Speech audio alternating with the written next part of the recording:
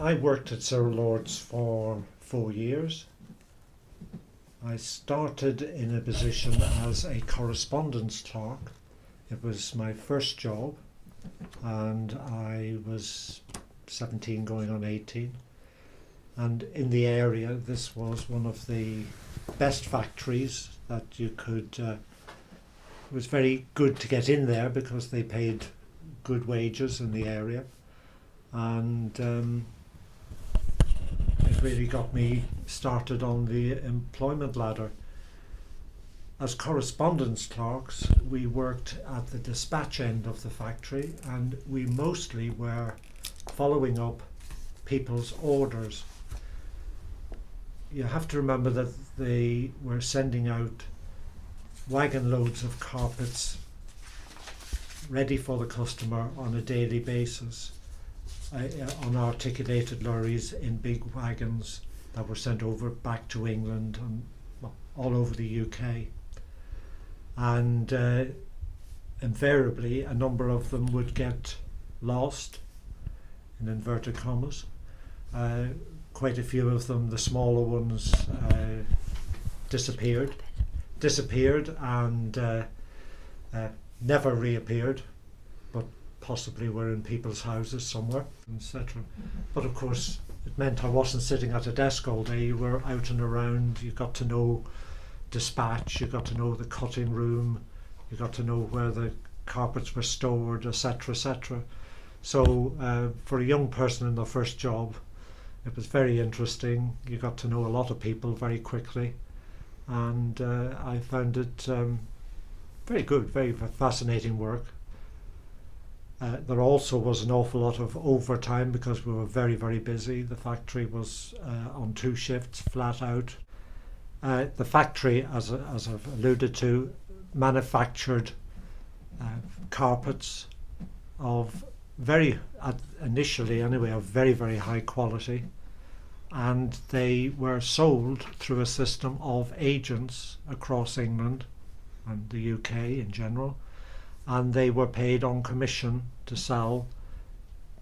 I suppose it could be described as door-to-door selling, but a lot of them had small offices in towns where people could go in and order carpet, but they equally did a lot of house visits, measured, took the order and sent them off to us, and we delivered direct to the customer.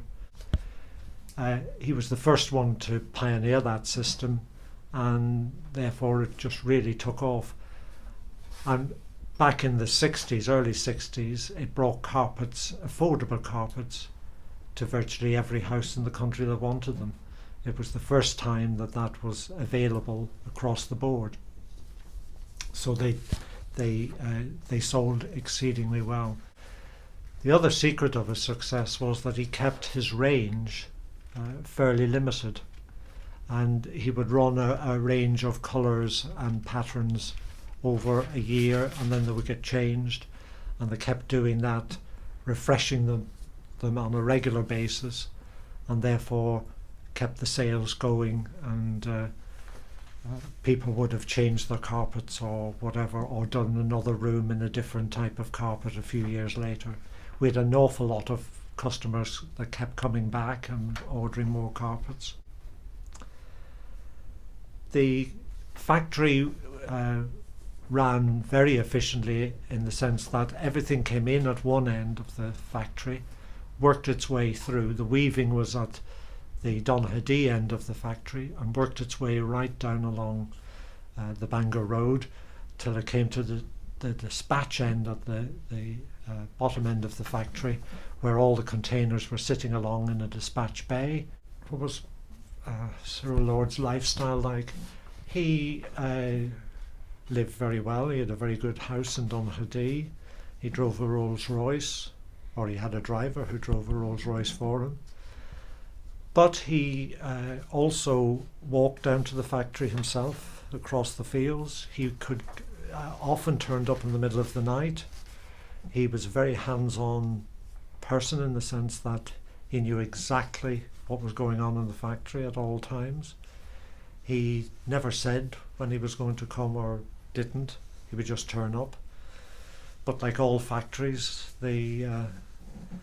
local whispers, you would soon know when Cyril Lord was in the factory. It spread like wildfire. And but he was a fair employer in the sense that we were well looked after. The facilities within the factory were very good. What caused the downfall? I think other competitive carpet companies came on the scene as time went on. He tried to modernise, and I can remember when they brought in the first big wide printing for printing the carpet or the colours onto the carpet roll, and he bought the first. Up until then, I think the widest you could get was 9 feet printed, and you had to cut the carpets and join them. I only know what was happening in the factory at that time, and certainly that was one of the reasons that Viella took the factory over, was because they had the printing machine in that factory. That's what saved it in the end.